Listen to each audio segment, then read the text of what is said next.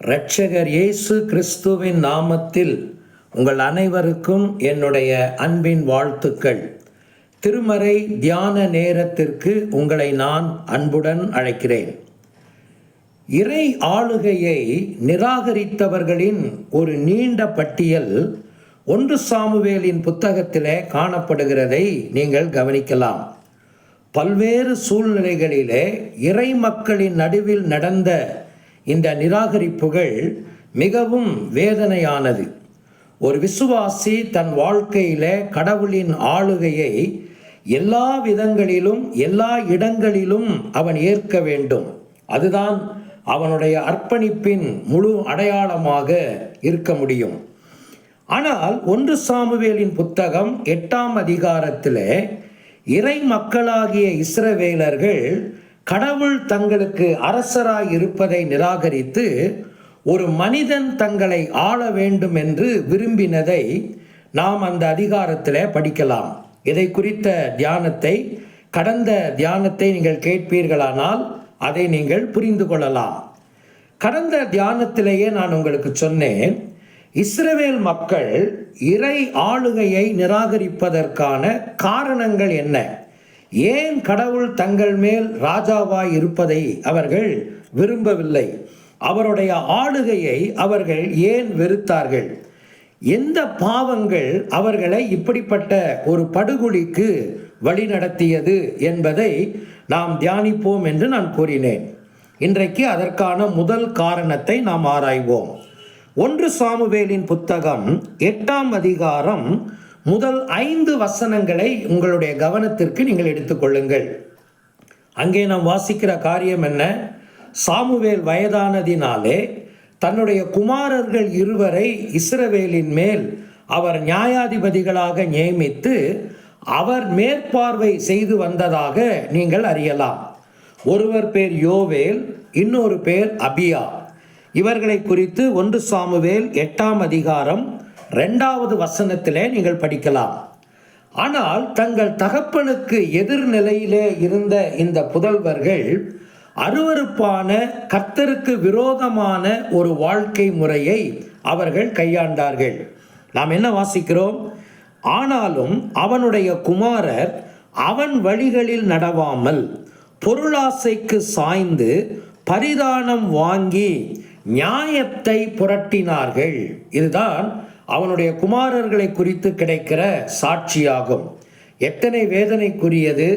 தன்னுடைய வாழ்நாள் முழுவதும் கடவுளுக்கு பயந்து நடக்க தன்னை அர்ப்பணித்திருந்த ஒரு மாபெரும் கடவுளுடைய மனிதருடைய புதல்வர்கள் வழி தப்பி நடந்ததை குறித்து நாம் இங்கே வாசிக்கிறோம்.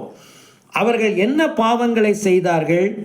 1, அவர்கள் பொருளாசைக்கு சாய்ந்தார்கள். 2வது, பரிதானம் வாங்கினார்கள்.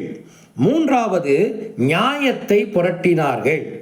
இப்பொழுது இந்த நியாயத்தை புரட்டினார்கள் என்பதுதான் இஸ்ரவேல் மக்களுக்குள்ளே பெரிய பிரச்சனையாக மாறியது.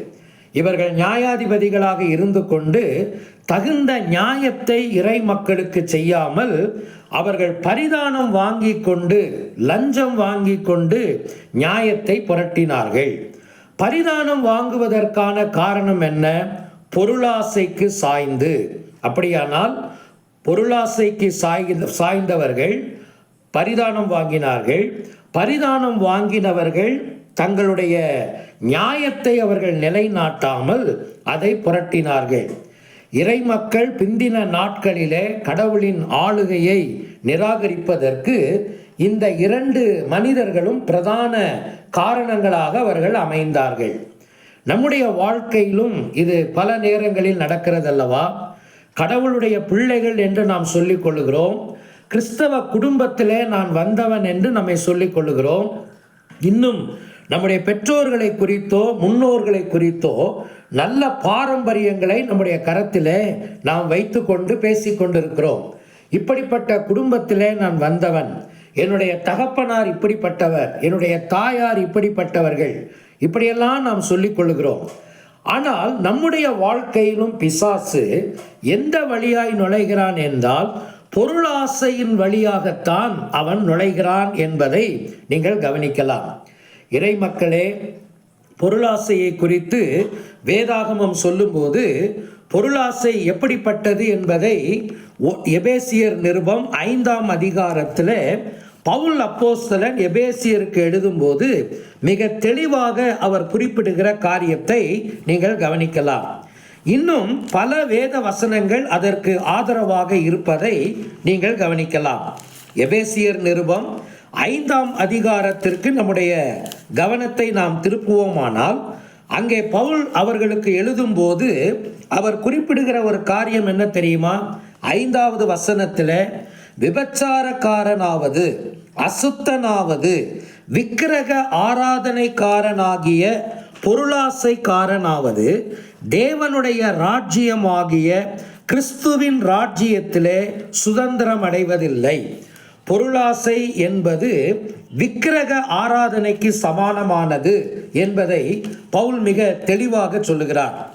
கடைசி நாட்களின் மனிதர்களை குறித்தும் வாழ்க்கையை குறித்தும் அப்போஸ்தலனாகிய பவுல் தீமோத்தேயுக்கு எழுதும்போது அவர் மிக தெளிவாக அவர் சொல்லுகிற காரியம் என்னவென்றால், பண ஆசை எல்லா தீமைக்கும் வேறாய் இருக்கிறது. சிலர் அதை பற்றி கொண்டு விசுவாசத்தை விட்டு அவர்கள் விலகி போனார்கள் என்பதை 1 தீமோத்தேயுவின் நிருபம் 6ஆம் அதிகாரத்தில் அவர் 10வது வசனத்தில் குறிப்பிடுகிறதை நீங்கள் கவனிக்கலாம். நமக்கு பணம் வேண்டுமா? வேண்டும். பொருள் வேண்டுமா? வேண்டும். ஆனால் கடவுள் அனுமதித்த வழியிலே அதை பெறாமல் மிஞ்சின வழிகளிலே, தவறின வழிகளிலே எப்படியாவது பொருளை சேர்த்துவிட வேண்டும் என்கிற ஆர்வம், பொருளாசையை தூண்டக்கூடிய போதனைகளை அதிகமாய் கேட்பது, அதிகமான பொருளாதார ஆசீர்வாதங்களை குறித்தே எப்பொழுதும் சிந்தித்து கொண்டிருப்பது இவைகளுக்கெல்லாம் வழிவகுக்கும் என்பதை ஒரு நாளும் நீங்கள் மறந்துவிடக்கூடாது. இந்த காலை நேரத்தில் ஆண்டவரிடத்தில் கெஞ்சுவோம். ஒரு துளி அளவும் தன்னுடைய வாழ்க்கை முழுவதும் பரிதானம் வாங்குவதற்கான அநேக வாய்ப்புகள் இருந்தாலும் அதை உதறி தள்ளிவிட்டு இறை மனிதனாய் தன்னை நிரூபித்த சாமுவேலின் வயிற்றிலே பிறந்தவர்கள் இப்படிப்பட்ட பரிதாபமான நிலைகளிலே வாழ்ந்தது வேதனைக்குரியது. இறை ஆளுகை உங்கள் வாழ்க்கையிலே அசட்டை பண்ணப்படுகிறது என்றால் பொருளாசை குறுக்கே வந்திருக்கிறதா? பணத்தை குறித்த அதிக கவனம் உங்களுக்கு இருக்கிறதா? எப்பொழுதும் பொருளாதார ஆசீர்வாதங்களை நாடி அதை குறித்த போதனைகளையே நீங்கள் அதிகம் கேட்கிறீர்களா? அப்படி என்றால் நீங்களும் இந்த கண்ணியில் விழுந்திருக்கிறீர்கள் என்று அர்த்தம்.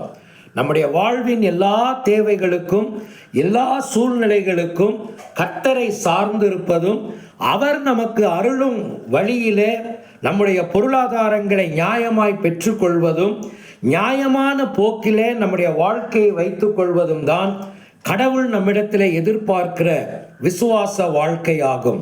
எப்படி இந்த வாலிபர்கள் தங்கள் வாழ்க்கையிலே இறை ஆளுகையை உதாசீனம் செய்தார்கள், பண ஆசைக்கு சாய்ந்து போனார்கள், பொருள் ஆசைக்கு அவர்கள் சாய்ந்து போனார்கள். அதுதான் மற்ற பாவங்களுக்கு அவர்களை வழிநடத்தியது. ஒருவேளை இப்படிப்பட்ட பாவங்களிலே விழுந்தவர்கள் எப்படி மற்ற பாவங்களை அவர்கள் செய்யாமல் இருந்திருக்க முடியும்? கண்டிப்பாக மற்ற பாவங்களையும் இவர்கள் ஊக்கமாக செய்து தங்களுடைய முழு வாழ்க்கையையும் ஒரு மாய்மாலத்தில் தான் வைத்திருப்பார்கள். ஆண்டவரிடத்தில் இந்த காலை நேரத்திலே கெஞ்சுவோம். கடவுள் இப்படிப்பட்ட மாய்மாலம் உள்ள வாழ்க்கைக்கு நம்மை விலக்கி பாதுகாக்கவும், எல்லா சூழ்நிலையிலும் நியாயத்திலும் நீதியிலும் நம்முடைய பாதங்கள் உறுதிப்படவும், ஜீவனுள்ள தேவனை நம்முடைய மனப்பூர்வமாய் சேவிக்கிற இருதயத்தை கர்த்தர் நமக்கு தரவும் ஆண்டவரிடத்திலே மன்றாடுவோம். இப்படிப்பட்ட கிருபையினாலே கர்த்தர் தாமே நம் ஒவ்வொருவரையும் நிறைப்பாராக, வழிநடத்துவாராக. ஆமென்.